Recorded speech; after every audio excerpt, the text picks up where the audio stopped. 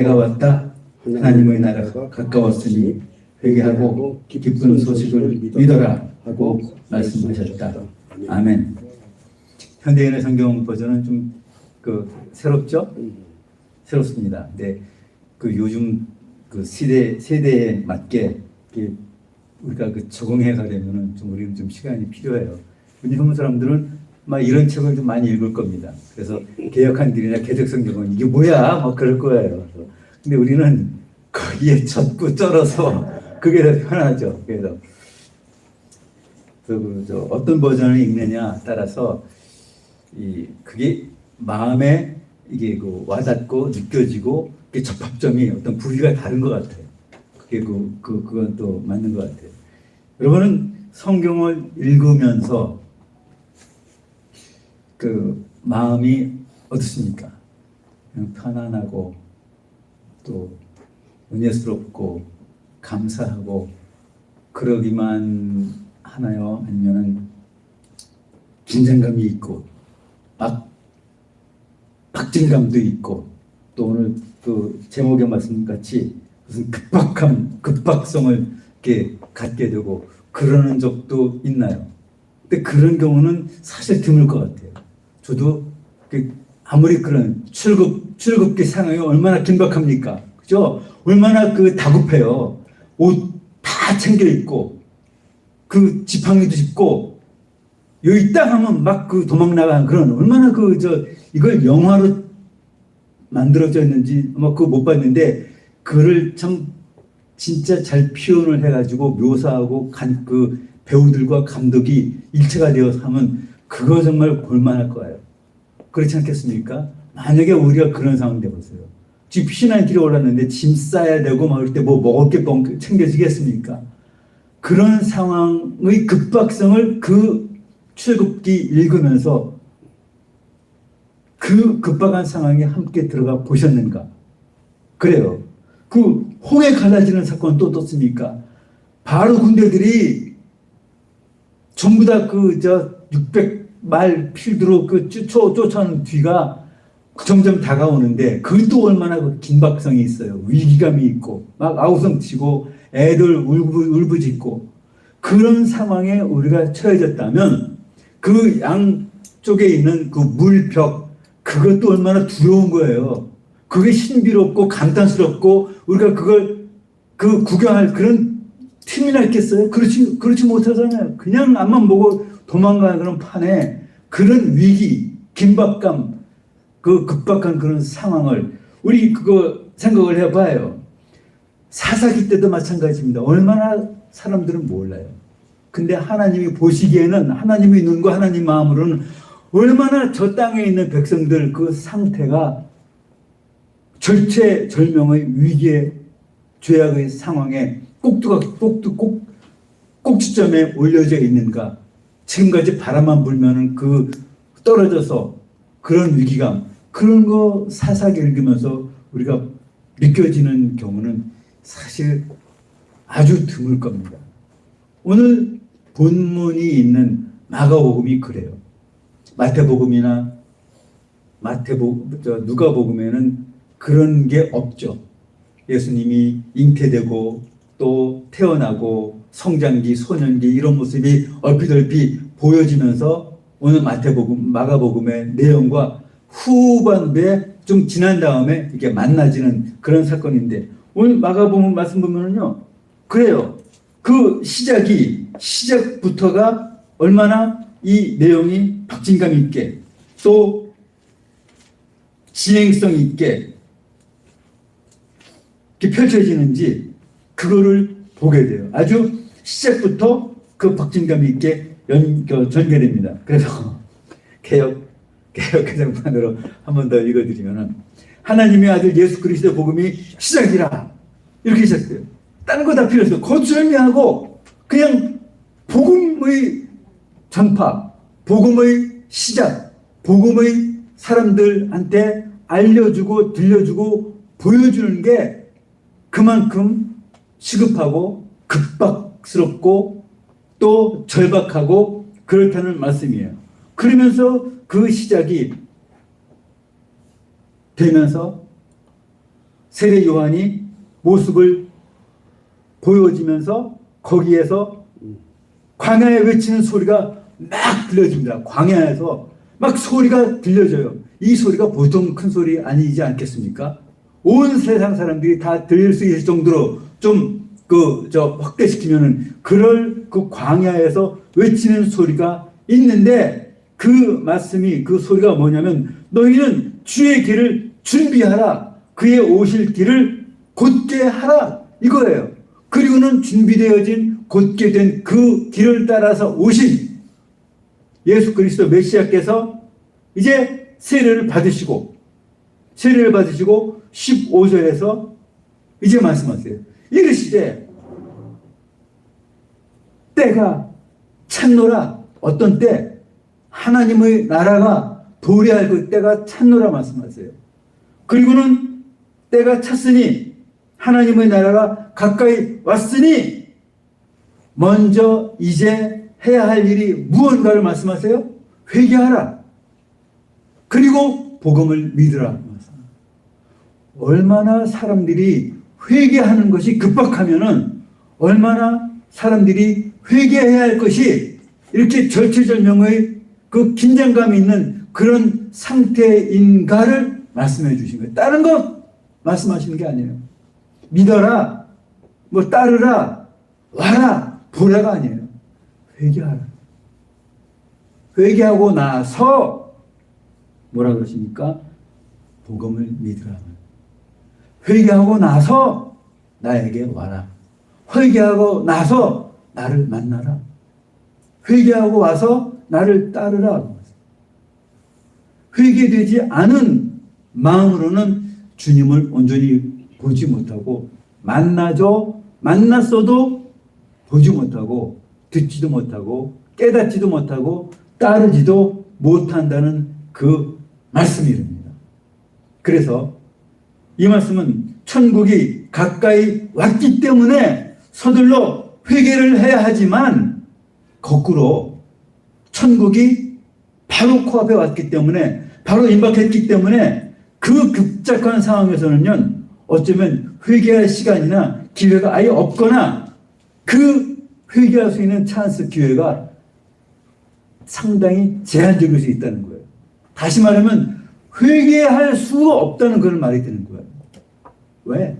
내가 회개할 시간보다 그 상황이 나한테 더 먼저 오기 때문에.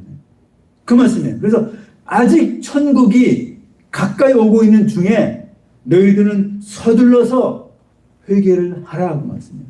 그렇지 못하면 회개하지 못한 마음은 구원 얻을 수 없기 때문에 회개하지 못한 사람은 하나님의 임박해 있는 가까이 오고 있는 하나님의 나라에 온전하게 들어가지 못할 것이기 때문에 그 말씀 아니겠어요?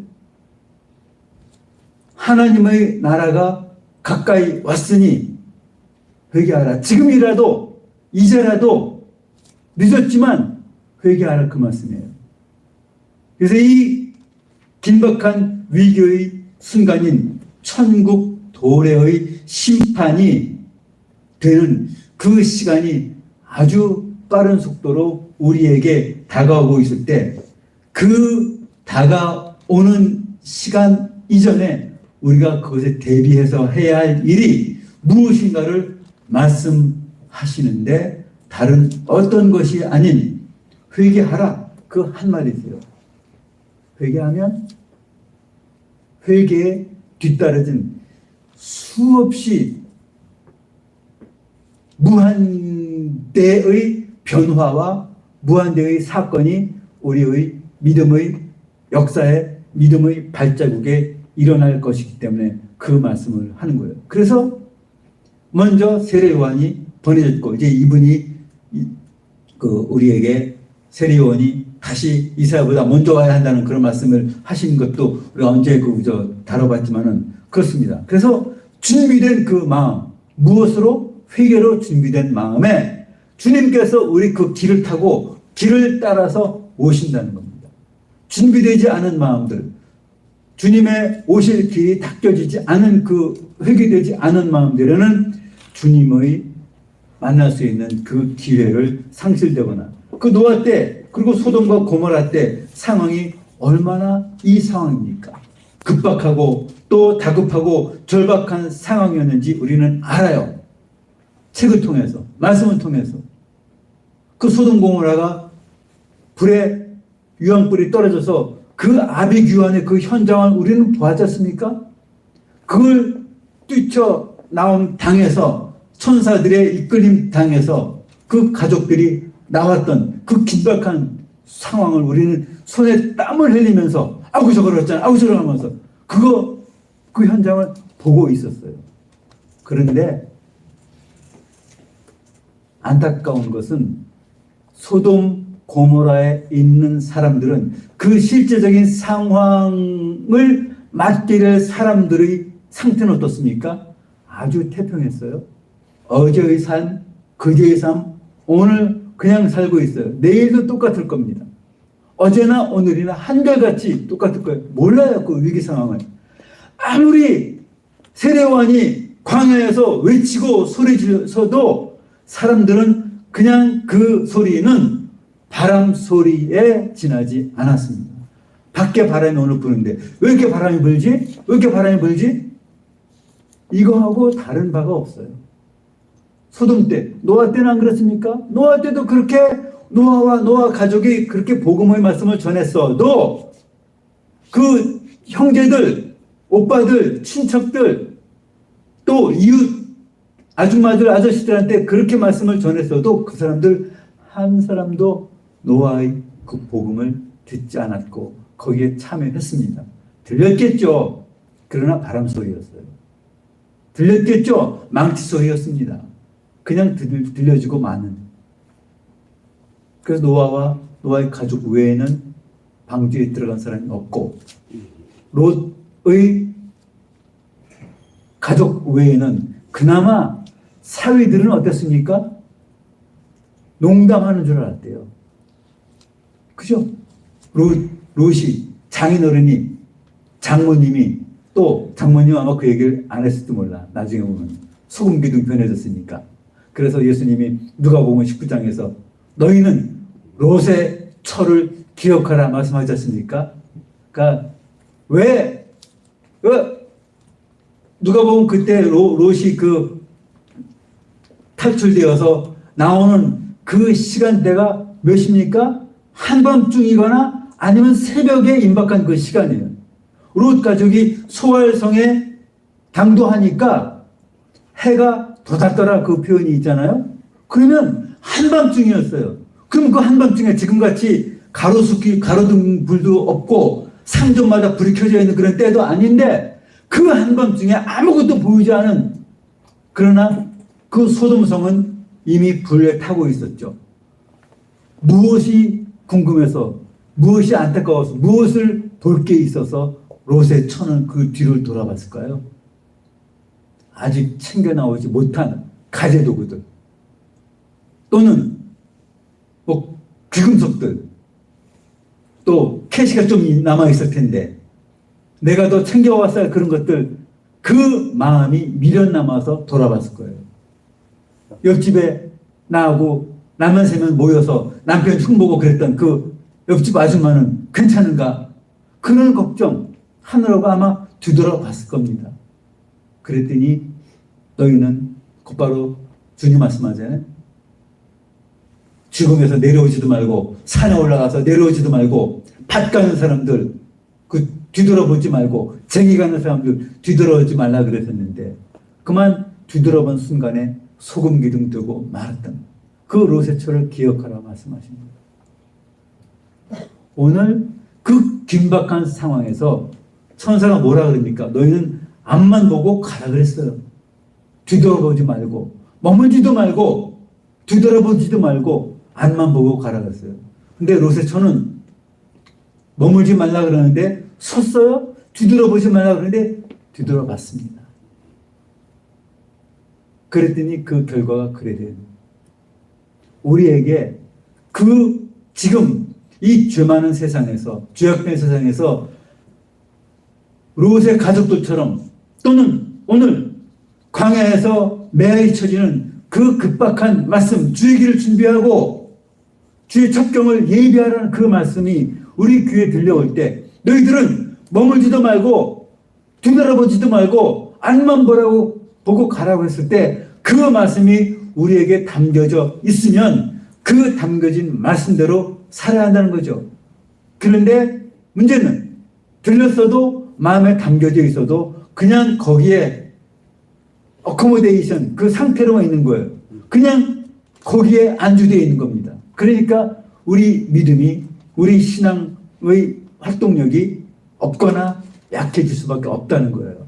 왜 주님이 하나님의 나라가 가까이 왔으니 너희는 회개하라 이 말씀을 얼마나 많이 읽었습니까? 이제까지 그 기나긴 신앙 우리 여정에 믿음의 여정에 교회 다니면서 이 말씀을 얼마나 많이 설교 말씀 들었고 읽었고 또 묵상도 했고 했을 터인데 이 말씀을 예수님이 이 말씀을 하신 그 심리 그 상태 그것을 얼마나 주님의 것과 일체가 되고 거기 교집합이 이루어져서 주님의 그 심정을 이해를 하고 그 말씀 회개하라신 그 말씀 하나님의 나라가 가까이 오고 있다는 요즘 보면은 사람들마다 그런 게 있는 것 같아요. 내가 아무 때고 예수님 믿으면 된다는 그 마음가짐에 사람들이 다 안주해 있는 것 같아요.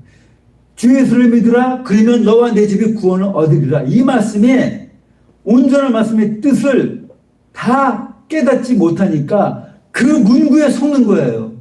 주 예수를 믿으라 주의 이름을 부르는 자는 구원을 얻으리로다.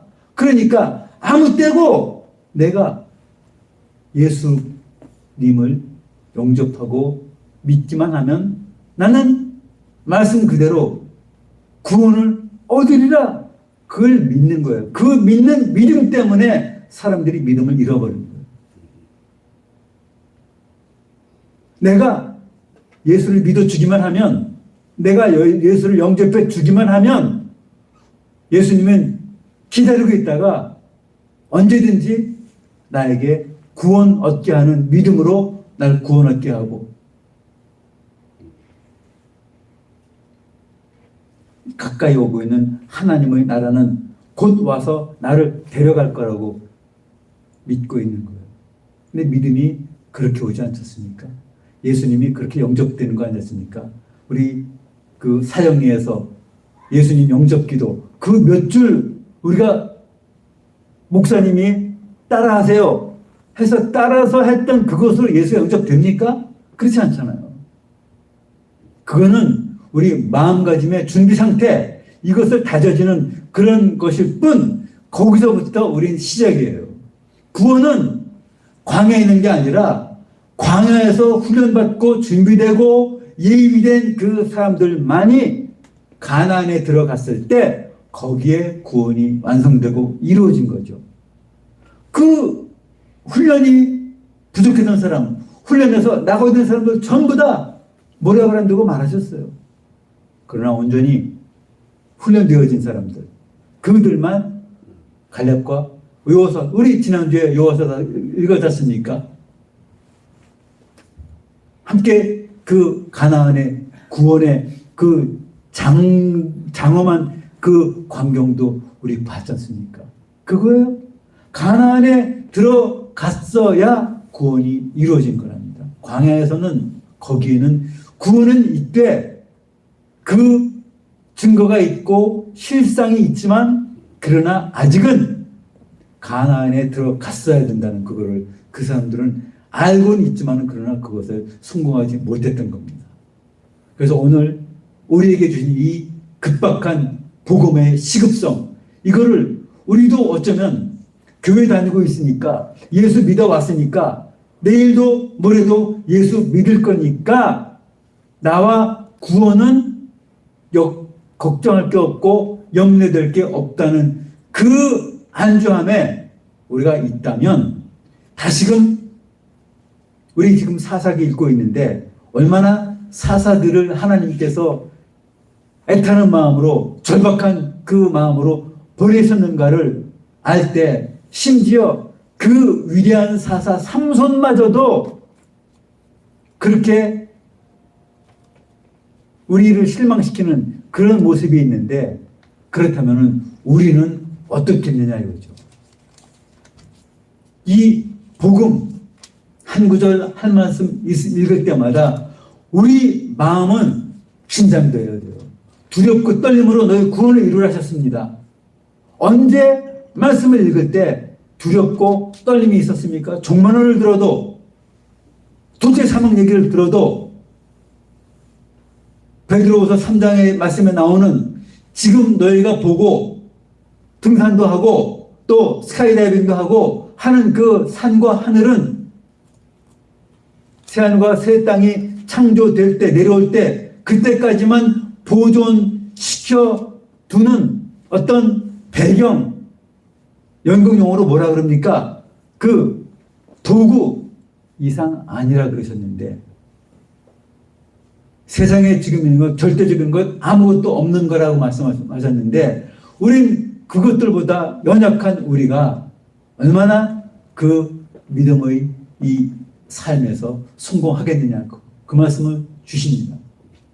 얼마나 우리는 회개에 익숙한가, 우리는 얼마나 이 회개의 단어가 생소한가, 아직도 생소한 게 회개, 아직도 생소한 게 죄사함, 아직도 생소한 게 나를 부인하고 나의 십자가 지고 가야 하는 이것들이 아직도 그렇잖아요. 그런데 예수님께서 나를 따라오려거든 뭐라고 그러셨어요? 너희 형제와 자매와 어머니와 아버지와 집과 전토와 장사 다 버리고 나를 따라오는 자라야 이 생에서 100배를 받고 훗날에 가까이 다가오는 하늘나라에 우리 보화가, 우리 처소가 예비되어 있음을 가서 목도하게 될 거라고 말씀하셨어요. 이게 회개한 자들의 마음, 이게 주의 길을 예비한 자들의 마음. 주의 첩경이 뭡니까? 지름길이지 않습니까? 주님 어서 오시옵소서 그 준비하는 마음. 저는 전에도 말씀드렸죠.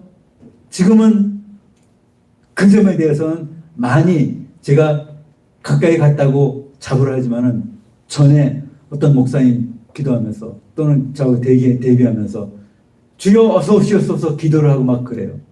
근데 저는 그 말 들을 때 되게 부러웠고 궁금했어요. 나는 준비가 안 됐기 때문에 지금 주님이 어서 오시면 나는 큰일 날 걸 알기 때문에 그랬었어요. 근데 지금은 좀 상황이 다르지만은 정말 주여 어서 오시옵소서 그래? 지금 당장 오시면 나는 어떻게 될 것인가? 그 상황을 생각을 하고 그 상황이 내 믿음과 맞닥뜨려진 그 접촉점에서 나의 모습은 어떨 것인가를 우리 생각하지 않으면 안 되는 거예요. 그래서 하나님의 복음의 시작이라 그러면서 곧바로 세례 요한을 광야에서 외치게 하셨고, 그리고 그 예비된 그 길에 주님을 오게 하셔서 오늘 우리 마음의 그 마이크로 꽝꽝 울려대면서 우리 귓전을 울려주시는 그 말씀은 정말 복음의 급박성. 그래서 우리가 오늘 어떤 삶을 살아야 하는가? 주님께서는요, 이 계속 계시록까지 그 긴장감 있는 말씀을 주시지만은, 그러나 베드로후서 3장에 보면은 우리에게 거의 주님께서 또 참으시면서 우리에게 마지막 한 사람까지라도 회개해서 또 구원받을 그 기회를 주신다 그랬어요. 그래서 예수님께서도 그 말씀을 하시지 않습니까? 하나님께서 주신 자를 하나도 잃어버리지 않고 마지막 날까지 다시 살리시고자 오셔서 십자가에서 죽으시면서까지 기다리고 용서하시고 구원의 역사를 다 다 이루셨다고 말씀하신 거예요. 그 주님의 그 기다리심 안에서 우리는 구원을 받았고, 우리 아까 그 찬양들 많이 했어요. 내가 어떻게 주님 앞에 나아가는가. 그 십자가 의지에서 주님이 나를 주님께 돌아오실 그 순간까지 기다리고 용서하시면서 죽어주시는 그 순간까지 기다리고 용서하셨던 그 십자가 의지에서, 그 보혈 의지해서 나아가는 겁니다. 예수님이 베드로 사도를 통해서 하루가 천년 같고 천년이 하루 같다고 말씀하신 것은, 그렇다면은 우리가 2000년 후에 살고 있는데 아직 주님이 돌아가신 지 이틀밖에 안 됐다는 그런 우리 계산 셈법을 한번 적용해 보면은 우리가 그때 주님이 하신 말씀 아직도 우리 귀에 생생한 거예요. 내가 인자가 이 땅에 다시 오면 이 땅에서 믿음을 보게 되냐. 그 당시에 믿음 없다는 말씀 아니세요? 예수님 계실 때 그 볼만한 믿음 없다는 말씀 아니세요? 내가 인자가 이 땅에 다시 오면 노아의 때와 같을 것이라. 내가 인자가 다시 이 땅에 오는 때가 언제라고요? 노아의 때와 같을 것이라고 말씀하세요. 이틀밖에 안 지났습니다. 2000년 지났습니다. 주님이 그 말씀하신, 아직 우리 귀전에 남아있어요. 그 말씀이. 주님 오실 때, 내일이라도 오시면 주님이 이 땅에 믿음을 보겠느냐 하신 그 주님 앞에, 주님 내가 여기 오사오니 나를 받으시옵소서, 그 찬양 부르면서 나간다면 주님이 뭘 하시겠어요? 마태복음 7장 21절 말씀 우리는 알아요. 우리 아무리 주여 주여 해도 주님이 그 사람들 예수님 이름으로 목사였고 권사였고 장로였고 또는 신의 은사 받았고 그런 능력 있는 사람들이었습니다. 병도 고치고 귀신도 쫓아내고 예수 이름으로 했는데 주님은 모른대요. 내가 너를 모르는도다. 이 불의한 악행을 범한 죄인이라고 말씀하세요. 주님 내가 여기 있사오니 나를 받으시옵소서. 어떻습니까?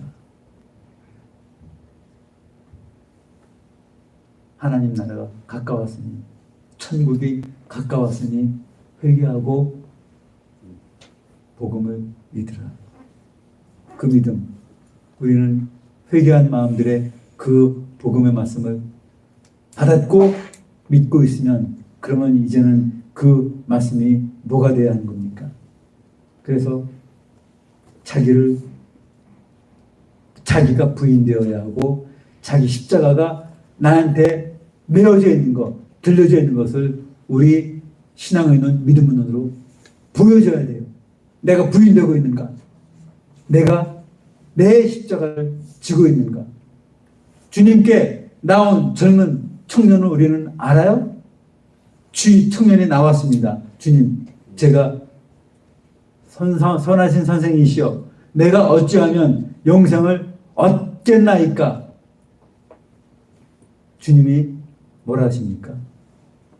내가 가지고 있는 소유를 팔아서 가난한 자들에게 나누어 주고 그리고 나를 따르라 했습니다. 그리하면 하늘의 보화가 너희 것이라. 그게 뭐예요? 내가 가지고 있는 모든 재물을 다 팔아서 회개하고, 회개한 마음은 그거 팔아줘요. 회개하지 못하면 그거 절대로 못 팝니다. 그렇지만 이 청년에게는 이 청년이 주님 앞에 나온 이유가 뭐예요? 내가 있는 이 주체하지 못할 정도로 많은 만족스러운 재물로 지금같이 영원히 살 수 있는 방법을 찾아 나온 거 아니겠어요? 그거예요. 다른 목적이 없어요. 이 재물로 앞으로도 만수무강하면서 살고 싶은 그 마음에 주님께 나왔는데, 주님은 청천벽력같이 그걸 버리래요. 어떻게 그걸 버립니까? 내 목숨인데, 내 생명인데, 어쩌면 내 생명보다 더 중요한 건데. 그래서 이 청년은 슬픈 기색을 띠고 돌아갔다 그랬죠. 회개하지 못하고 멸망의 길로 갔다는 그런 얘기입니다. 그래서 그 청년에게 한 얘기. 달아라. 회개하라. 나를 따라라. 복음을 믿으라. 제자들에게도 그래요. 나를 따르라. 베드로 형제들, 요한 형제들 그 즉시 배와 그물을 버리고 회개하고 주님을 따랐습니다. 복음을 믿었습니다. 요한 형제들 그 즉시 그물 깁는 걸 중단하고 아버지도 놓고 주님을 따랐어요. 회개했습니다. 그리고 복음을 믿으라. 오늘 본문 15절 말씀, 그 말씀대로 그랬더니 그들의 인생이 주님의 대리자적 삶을 살 수 있는 사람을 남는 어부가 되게 해주신, 그렇습니다. 그래서 우리 믿음의 뿌리에 우리 믿음의 마음을 들여다보면은 거기에 우리에게 믿음, 그 회개의 뿌리들이 있는가, 그걸 봐야 돼요. 그 뿌리들이 어떤 화분들은 물을 넘어주면 썩어요. 잔뿌리들이 썩습니다. 그러면 나무 전체가 죽습니다. 우리 믿음의 나무가 이제 조금 있으면 막 강풍 불고 바람 불면은 그냥 나둥그러져 있는 그런 볼품 사나운 그런 나무들 얼마나 많이 봐왔습니까?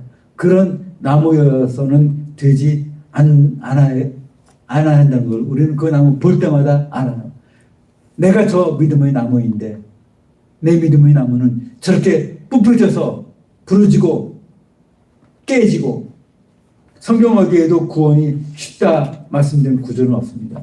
구원 자체는 쉬울지 몰라도 그러나 구원받는 것은 쉽지 않습니다. 롯의 가정이 그랬고 노아의 때가 그랬고 지금 그렇습니다. 어쩌면 지금도 노아의 때와 같으리라는 그런 말씀이 더할지도 모를 그 말씀이에요. 그래서 오늘 고난주간 동안에 가졌던 우리 믿음의 그 행적들을, 우리 이력들을 다시 되돌아보면서 그 길들이 주님이 이제 오늘부터 시작되는, 내일부터 시작되는 그 고난주간에 맞으셨던, 행하셨던 그런 행적들 따라서 가셨던 그 길 발자국마다 얼마나 긴장감, 긴박감이 있습니까? 이제 빌라도 법정에서 당하시는, 그리고 길마다 예수님이 당하시는 그 고난의 역사들을 우리는 만나게 됩니다.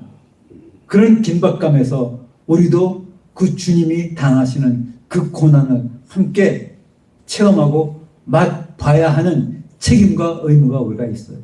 왜? 우리는 예수님과 함께 오늘 성찬 통해서 연합이 되어 있고, 우리는 찬양을 통해서 예수님의 못 박힌 손에 함께 우리 손을 얹어서 못 박혀졌고, 예수님의 못 박힌 발에 우리 발도 같이 포개져서 못 박혀졌기 때문에 이 한 주간 주님이 받으시는 그 고난, 그 역경, 그것을 우리는 반드시 영적으로 또 우리 실제적으로도 체험하고 또 경험을 해야 하는 의무가 있습니다.